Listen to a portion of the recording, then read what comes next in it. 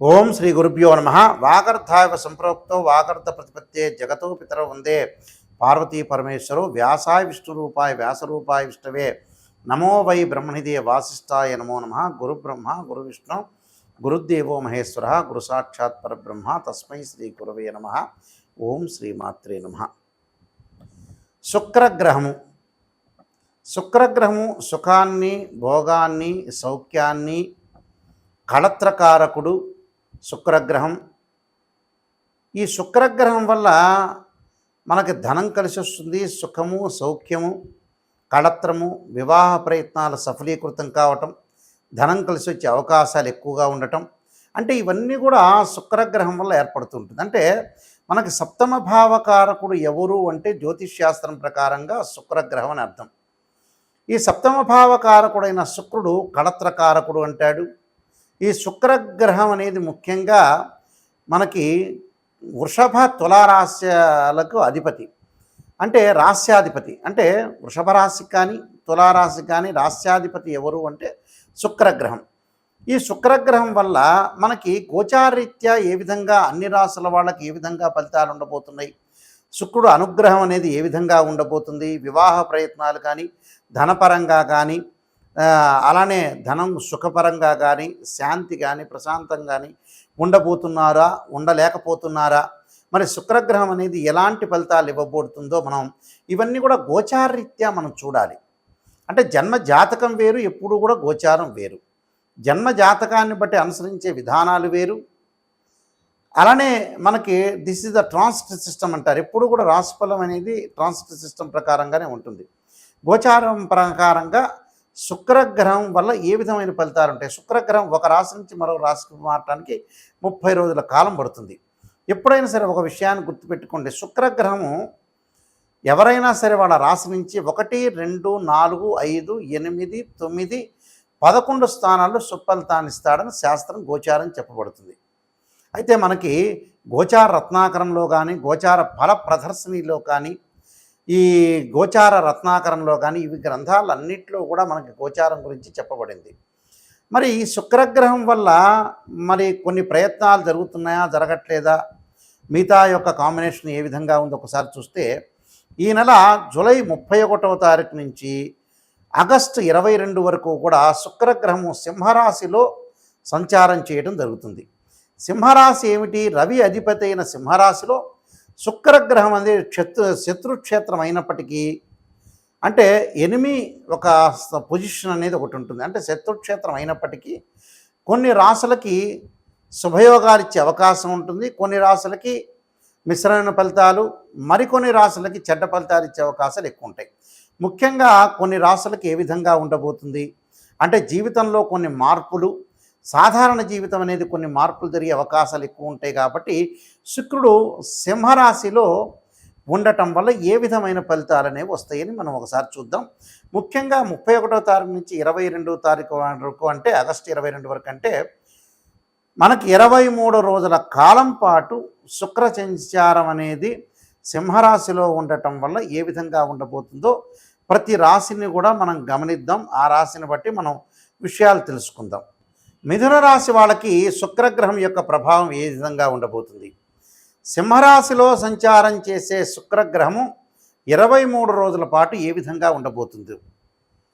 శుక్రుడు మిథున రాశి వాళ్ళకి 3వ స్థానంలో సంచారం చేయటం వల్ల కోపము, ఆవేశం అనేది కొంత పెరిగే అవకాశాలు ఉండటం, పెళ్లి సంబంధాల విషయంలో 1, 2 సంబంధాలు కొంత తప్పిపోయి కొంత అనుభవం అనేది సంపాదించే అవకాశాలు ఎక్కువగా ఉంటాయి.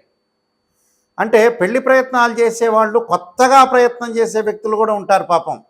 వాళ్ళ యొక్క అబ్బాయి యొక్క అమ్మాయి యొక్క మనస్థిమితం కానీ వాళ్ళ యొక్క ఆలోచనలు కానీ కొంతమంది చూసుకోకుండా మా అమ్మాయికి అబ్బాయికి తొందరగా చేయాలి, ఏదో రకంగా మాకు వయసు అయిపోతుందని ఏదో రకంగా సంబంధం చేయాలి అనే ఆవేశంతో కోపంతో ఉంటారు. అలాంటి ఆలోచనలు ఇప్పుడు కూడా చేయొద్దండి. ఏజ్ అయిపోయినా ఏమైపోయినా కూడా నిజం చెప్పాలంటే ఏంటంటే పిల్లలు బాగుంటేనే తల్లిదండ్రులు బాగుంటారు. శరీరంలోంచి ఆనందదాత హృదయంలోంచి కదులుతేనే సంతానం కలుగుతుందని శాస్త్రవచనం. వాళ్ళు బాగుంటేనే పేరెంట్స్ బాగున్నట్టు అర్థం. అంటే ఒక అమ్మాయికి కానీ అబ్బాయికి కానీ సంబంధం చేసేటప్పుడు వెనక్కి తిరిగి చూసుకోకూడదని పెద్దలు అంటారు. వెనక్కి తిరిగి చూసుకోకూడదంటే అంత సామరస్యంగా మ్యూచువల్ అండర్స్టాండింగ్ ఉండాలి, అలానే ఒక మంచి బాండింగ్ ఉండాలి, కలిసిపోయే తత్వం ఉండటం అనేది చాలా ఇంపార్టెంట్. ఇక్కడ మంచి సంతానం కలగాలి, వాళ్ళకి బాగుండాలనే ఉద్దేశంతోనే వివాహ ప్రయత్నం అనేది చేస్తారు. అంటే శీఘ్రంగా వివాహం కావాలని అర్థం. ఈ వివాహ ప్రయత్నాల్లో 1-2 సంబంధాలు తప్పిపోయి 3వ సంబంధం కలిసే అవకాశాలు ఎక్కువ ఉండటం,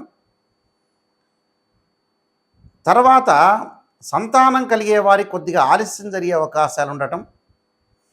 అంటే ఇబ్బందులు పడాల్సిన పనేమీ లేదు, కానీ కొద్దిగా ఆలస్యం జరిగి సంతానం కలిగే అవకాశం ఉంటుంది. వ్యాపార భాగస్వామ్య విషయంలో తొందరగా పెట్టుబడులు అనేవి పెట్టద్దండి.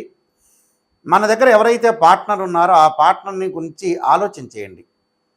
వారి యొక్క మనస్తత్వాన్ని, వారి యొక్క వాళ్ళకి మీకు హారోస్కోప్ ప్రకారంగా టాలీ అవుతుందా లేదా. ఒక బిజినెస్ చేసేటప్పుడు ఎప్పుడు కూడా నిజం చెప్పాలంటే వారి యొక్క స్టార్ ఏంది, వారి యొక్క జోడియాక్ ఏంది, వాళ్ళ యొక్క రాశి ఏంది, ఈ వీడి యొక్క స్టార్ ఏంది, జోడియాక్ ఏందని మనం థింక్ చేయాలి. థింక్ చేసి 2 కూడా మ్యూచువల్ అండర్స్టాండింగ్ అవుతున్నాయా, కావట్లేదా, అతని యొక్క మనస్తత్వం ఏమింది, చంద్రుడు ఎలా ఉంటాడు, మరి ఫైనాన్షియల్ పరంగా పెట్టగలుగుతాడా, అతను ఏమైనా వ్యసనపరడా అనేది ఆలోచన చేసి మీరు బిజినెస్ చేయండి. మీరు బిజినెస్ చేసే వాళ్ళందరూ కూడా, ఈ రాశి వాళ్ళందరూ కూడా. దాని తర్వాత కొన్ని పెండింగ్లో ఉన్న ప్రాజెక్టులు ముందుకు వెళ్ళటం, ఉద్యోగ ప్రయత్నాలు కొంత సఫలీకృతం కావటం, అధికారుల యొక్క ఆగ్రహానికి గురి కాకుండా చూసుకోండి. మీ దగ్గర ఉన్న రహస్యాలు ఏదైతే ఉంటుందో చాలామందికి ఓపెన్గా మాట్లాడటం అనేది చాలామందికి అలవాటు ఉంటుంది. ఓపెన్ అనేది మంచిదే, నిజం చెప్పాలంటే కొంతమంది వ్యక్తుల ద్వారా ఈ కాలంలో కొన్ని ఇబ్బందికరమైన పరిస్థితులు ఏర్పడుతున్నాయి. ఓపెన్ అనేది చెప్పాలి, అంటే క్లారిటీ ఉండాలి. మనిషి క్లారిటీ ఉంటే ఎదుటివాడికి లైఫ్ లాంగ్ ఇతను క్లారిటీ ఉన్నాడని ఒక పిక్చర్ అనేది మనసులో ఉంటుంది. కాబట్టి అధికారుల ద్వారా మన్ననలు పొందండి. డైరెక్ట్గా మీరు అధికారులకే చెప్పండి. పక్కనుండే మీ కొలీగ్స్ చెప్పడం వల్ల ఒక మాట వెళ్ళి ఇంకో మాటకి వెళ్ళే అవకాశాలు ఎక్కువగా ఉంటాయి. ఆరోగ్యం అనేది కొంత కుదుటపడుతుంది.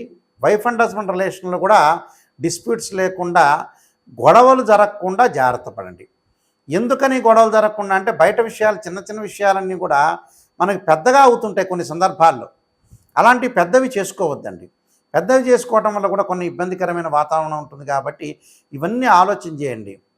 ఎందుకంటే నాయకంటి గురువుగారు చెప్పారు అని అంటే నెగిటివ్ అయినా పాజిటివ్ అయినా సమానంగా సమతుల్యంగా తీసుకోండి నా వీడియోస్లో. ఎందుకంటే సమతుల్యంగా ఈక్వలైజేషన్గా తీసుకుంటే ఏంటంటే నిజాన్ని తెలుసుకున్న వ్యక్తులు అవుతారు. నిజం తెలుసుకోవటం వల్ల నేను మిమ్మల్ని బాగు చేసిన వ్యక్తిని అవుతాను. అది చాలా ఇంపార్టెంట్. అది ఎందుకంటే గోచారం వేరు, ఎప్పుడు కూడా బర్త్ చార్ట్ వేరు. బర్త్ చార్ట్ అంటే ఏమిటి అని అంటే ఒక ట్రీ ఉంటుంది, ఒక చెట్టు ఉంటుంది. ఆ చెట్టు కింద వేళ్ళు అనేది బర్త్ చార్ట్. ఆ చెట్టుకి మనం అప్పుడప్పుడు ఆకులు వస్తుంటాయి. ఆకులు వర్షాకాలంలో ఆకులు వస్తుంటాయి, ఎండాకాలంలో వచ్చేప్పుడు ఆకులు కింద పడిపోతుంటాయి. ఆకులు రావటము, వెండిపోవటం అనేది గోచారం అని అర్థం. అంటే this is the transit system అని అర్థం. ఈ సిస్టంలో మీరు తెలుసుకోండి. బర్త్ చార్ట్ను కూడా చాలా ఇంపార్టెంట్గా తీసుకోండి. సంపద అనేది బాగా పెరుగుతుంది, కానీ అధిక వ్యయం కూడా జరిగే అవకాశాలు ఉంటాయి. మీకు ఖర్చుని పొదుపు చేసుకోండి.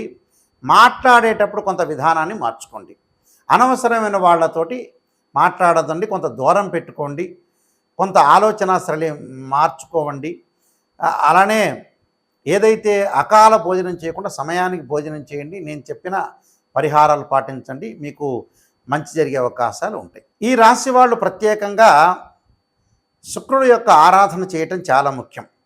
శుక్రుడు యొక్క ఆరాధన చేయటంలో శుక్రగ్రహం అనుకూలత మనకు ఉండాలన్నా, ధన ప్రయత్నాలు సఫలీకృతం కావాలన్నా, వివాహ ప్రయత్నాలు సఫలీకృతం కావాలన్నా, ప్రశాంతంగా ఉండాలన్నా, సుఖం కలగాలన్నా, భార్యాభర్తల మధ్యలో విభేదాలు తగ్గాలన్నా, అనవసరమైన మధ్యవర్తిత్వం కానీ, అలానే వివాహం సంబంధించిన విషయాల్లో ముందుకు వెళ్ళాలన్నా, అలానే ఎవరైతే ప్రేమించుకుంటున్నారో అలాంటి వాళ్ళు పెద్దల ద్వారా ఒప్పించి వివాహానికి ప్రయత్నం చేసే వ్యక్తులు కానీ, అలానే కాస్మెటిక్ సంబంధించిన బిజినెస్ చేస్తున్న వ్యక్తులు కానీ, సినిమా రంగం వాళ్ళు కానీ, సినిమా రంగంతో పాటు ప్రతి పనిలో కూడా కొంత ముందుండాలి, ఒక ఆకర్షణ బాగా పెరగాలి అని అంటే అలానే ఏదైతే సంతానపరంగా ఇబ్బందులు కలుగుతున్న వ్యక్తులు, అంటే మనకు సెమిన్ అనాలిసిస్ అంటారు, టెస్టోస్టెరాన్ అంటారు.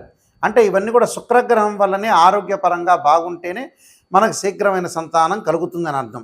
అంటే గురువు కూడా అవసరమే, శుక్రుడు కూడా అవసరం. కాబట్టి శుక్రగ్రహం వల్ల ఏదైతే మేలు కలుగుతుందో ఆ మేలు కలగటానికి తప్పకుండా దోషం అనేది, ఏదైతే కొన్ని రాసుల వాళ్ళకి దోషం అనేది ఉంటుందని మనం చెప్పుకున్నామో వాళ్ళందరికీ కూడా మంచి జరగాలంటే శుక్రుడు యొక్క అనుగ్రహం అనేది ఒకటి ఉండాలి.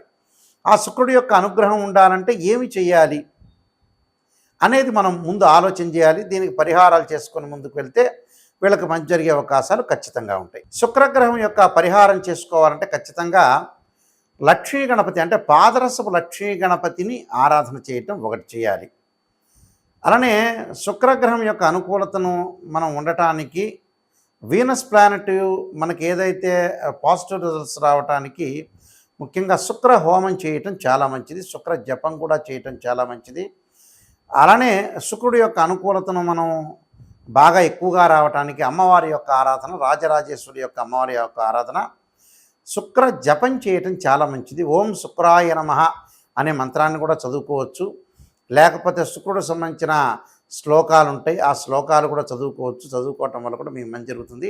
ఈ శ్లోకాలు కూడా శుక్ర హోరలో కానీ, శుక్రవారం రోజున లేదా ప్రదోషకాల సమయంలో సాయంకాలం వేళ శుక్రుని ఆరాధన చేయాలి. కానీ పాదరసపు లక్ష్మీ గణపతిని ఆరాధన చేస్తే చాలా శ్రేష్టమని శాస్త్రంలో చెప్పబడింది. శుక్ర హోమం చేసుకోండి.